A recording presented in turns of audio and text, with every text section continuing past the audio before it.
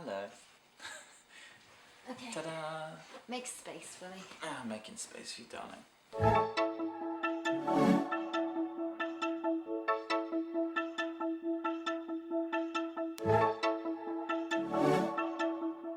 Q&A time. Q&A time. So we've got some... Wide beam edition. If we allowed both people to speak with fewer interruptions. What's this sound? So we have some questions. Question. So we are gonna just crack on with it. Are docking fees expensive? Are mooring fees expensive? Sorry. Are mooring fees expensive? Calm down. It depends if it's a private marina or if it's a mooring through CRT, which is the Canal River Trust. So usually the moorings that the Canal River Trust owns, put up for sale or bids, are less expensive than the private marinas. But obviously it depends. Also, I think we should say that you don't necessarily need a mooring, first of all. So if you want a mooring, you can get a mooring, and that's an added expense that you're gonna have. If you don't want a mooring, you can constant cruise, which is an option that lots of people do. Constant cruise means that you have to move your boat every 2 weeks for at least 1 kilometer in the same direction until you've moved for 20 kilometers, and then you can change direction. So lots of people in central London actually just do that. Obviously it depends on your lifestyle or your commitment. Where you work, all those everything, kind of you know, things. if How that, you work. Yeah, if that works for your life. Personally, for us, it's not ideal, so we decided to have a mooring. But yeah, mooring can be very expensive. Depends on if they're private marinas, if they are in central London. So I would say they could start, and also how if they big. have utilities as well. If they have service, like if they Water have water, nearby. electricity, if you have everything like that on the mooring site. I would say they would start, like the cheapest mooring you could find are probably $2,500 a year. Yeah. In London. Sounds about right, yeah. And they can go up to exactly like Limehouse Marina, for example, which is a private marina, is $12,000 a year. Roughly. St. Catherine's Dock is even more expensive. For what I know. Well, he's just shush. St. Catherine's Dock. It can go from $2,500 a year to 13, 14. So it depends, really. Okay. Good question. Next question. Do you have an address? Girl, please. No. Sorry. No. No. No, technically no. But you can get stuff delivered. So, for example, there are options. You can, for example, there's a marina that we use for our boat that is 30 minutes navigation time from here. And you can get a postal box. Yeah, Denham Marina. Postal box? Yeah, post box. Post box there for like £5 a month. Something So like you that. can get your post delivered there. Or Local businesses, some local businesses, if you talk to them, news agents, etc. yeah, news agents, They we have one can around here. strike a deal. Although I'm not sure if that's legal, so I'm not sure if we should say this. They go through the laws, and that's what it is. Or you can get your post to your local postal office. Yeah. Um, We just call it post office. I mean, it is called a postal office, but like, post office, that's what It's called. So you can Italian. get your mail delivered to your local post office. Yeah. And But you can only, I can't remember what the term is called. It's got a special name. I'm going to have to, I can't remember the name.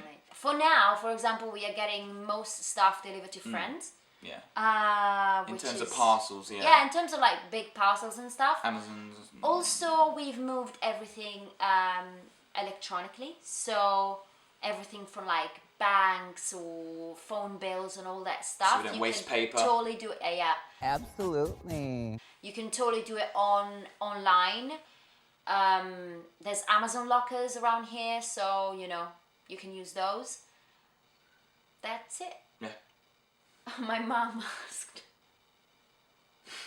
how did you get everything you own to fit inside the boat?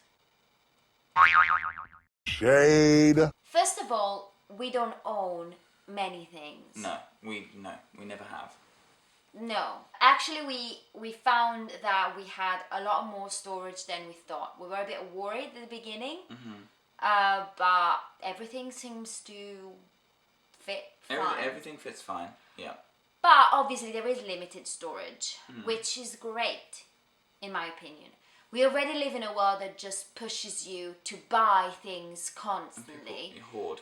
Stuff that you don't actually need. Yeah. So what you do when you live in a restricted storage space, I find that you Marie Kondo. Hi, I'm Marie Kondo. Think a lot more when you're about to buy something. Do I actually need this thing? Which I think is very healthy and It's a good question to ask. Do I need it? Does it serve a purpose? yeah. Does that function really can't be done using something else that you already have? Do you need to buy it new? I think that living on a houseboat forces you daily to be more conscious about your consumption of things. Also your consumption of water, your consumption of electricity, and just your impact. So Your carbon footprint. your carbon footprint. So I think that's great. But what was the question? Space. How did you get everything you own to fit inside? No problem, really. No. We just No, it the was hardest a thing- little bit of puzzling around things Yeah. because you had limited space and you want it to be functional. So, yeah. Everything's flat packed as well, so you can build it inside. So once you've got it in, you can construct it inside and Yeah. move it around, make it work. Absolutely. You're gonna have to translate that in Italian if that's your mum. I won't. I'll just tell her in person. There you are. Sorry, Mum. Scusa mamma. What's your favorite biscuit? Cantuccini. Cantuccini. Ma dai. I love Oreos. Oreos are good. Yeah, Oreos are good. As in a British brand. I like what they call Bourbons. I like bourbons in coffee. Leibniz. How do you pronounce it? Leibniz? Oh, The German one. Yeah, they're like I think they're dipped in Swiss or chocolate. something. Swiss or German. Yeah. Austrian. Austrian. Sorry to any of those You like German speaking. wafers as well. Yeah. They're weird. Yeah. I mean, at the moment we're just eating a lot of cantuccinis. Cantuccini. So yeah, If you they're- don't know what they are, This is what is wrong with this country. just Google it. Google it Cantuccini. and Cantuccini and Vinsanto. You haven't lived till You you've haven't lived. eaten Cantuccini dipped in Vinsanto. How much a boat like that is, and how much does it cost to run it monthly? Whoa, that's another big question. That's I'm gonna another need big some question. water. Yeah.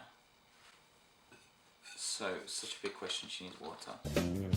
Did this bitch really just come for me? It's dependent on size, on age. And conditions. Like if it's new, you're gonna pay much more. Narrowboats can be very cheap. And it depends if you want like pounds, maybe. a Yeah. project or a brand new, refurbished, perfect. A brand boat. new or refurbished. Kind of a brand new refurbished. Yeah, a brand new or refurbished. Brand new. Sorry. I lost all hope today. Brand new.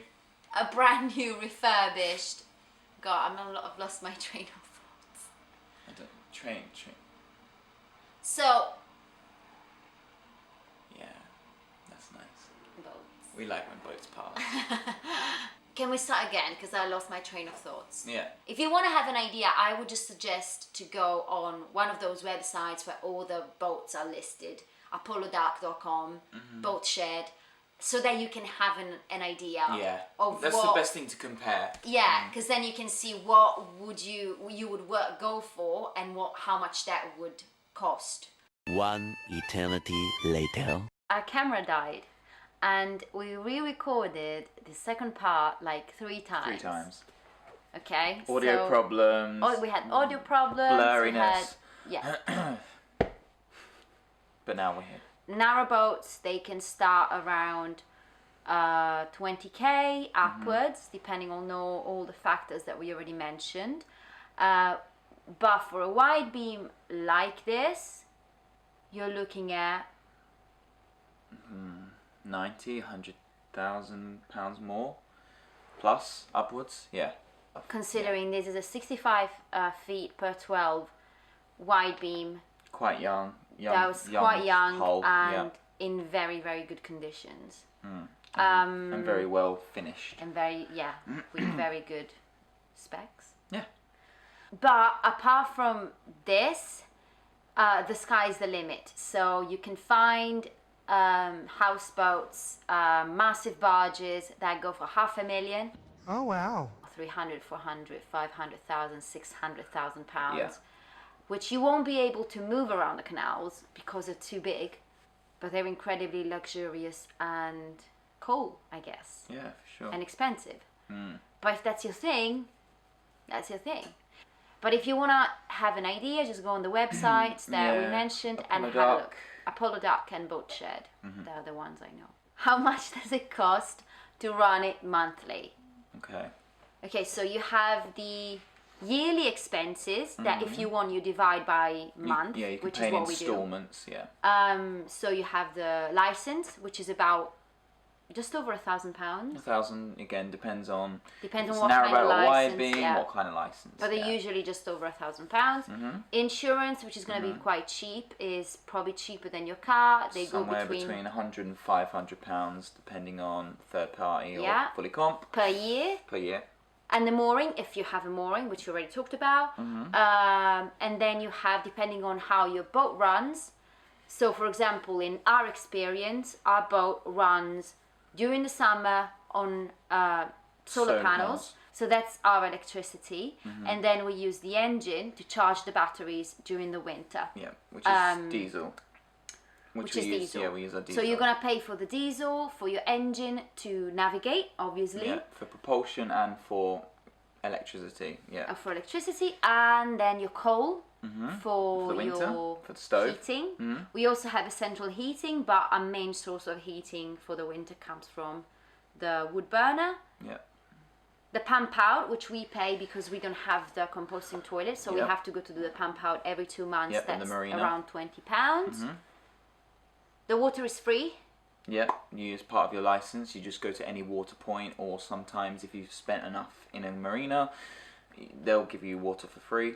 And also you want to factor in future maintenance, future survey that you have to do every 4 years, 3-4 years, blacking or stuff like that, general service of the engine or whatever you want to factor in, basically.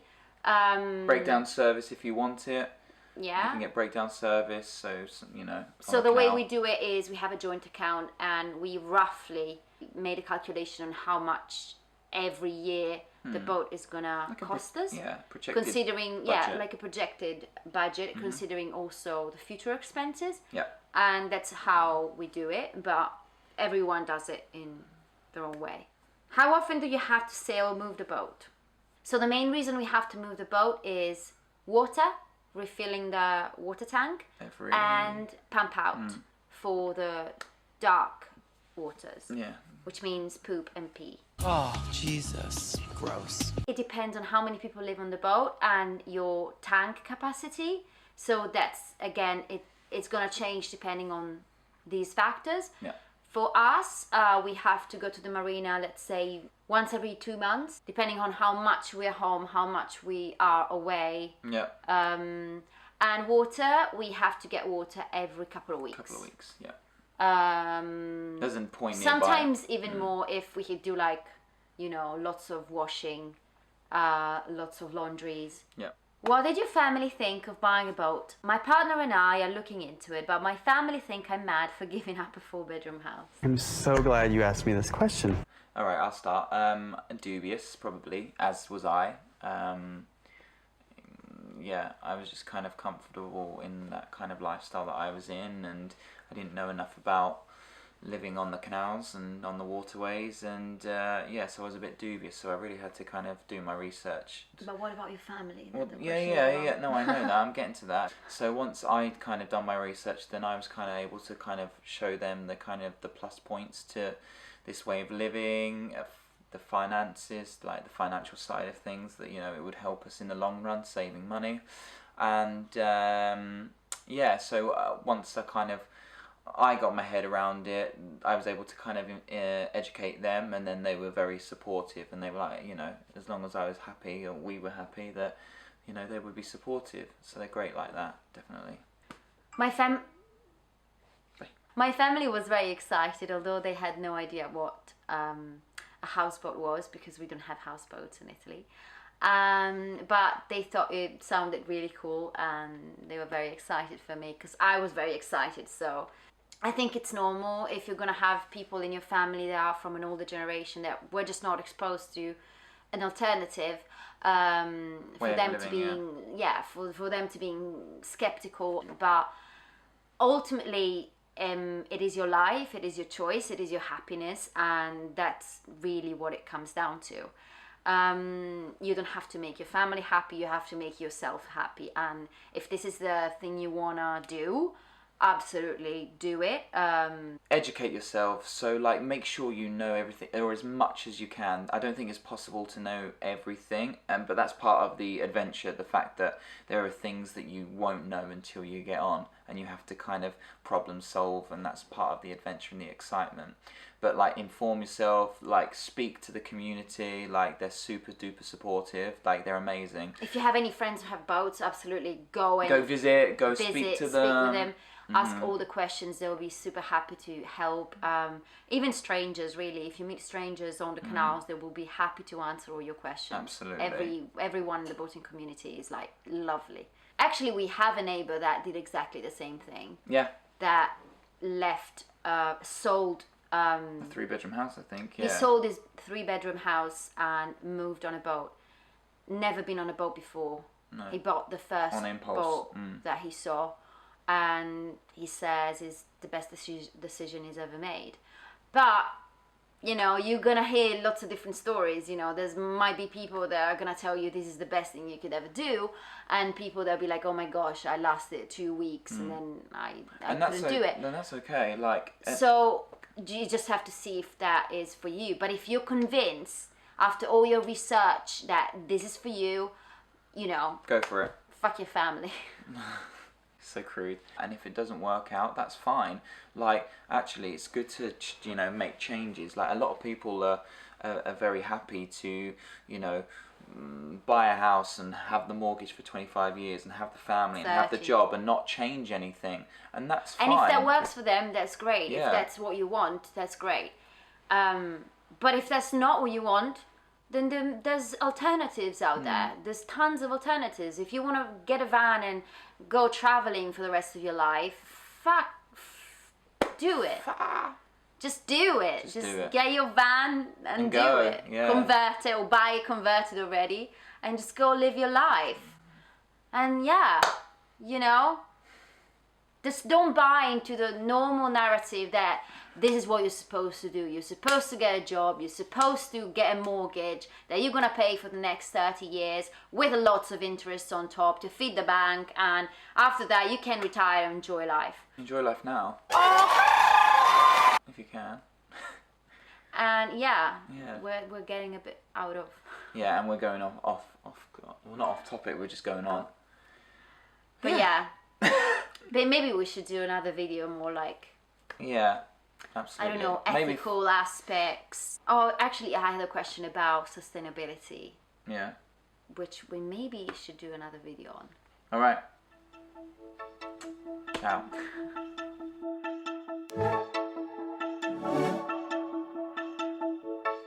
Look how big that is.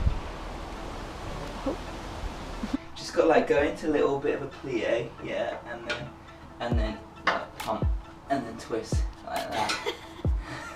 Send prayer and thoughts and prayers. All right. You're nuts. You're actually nuts.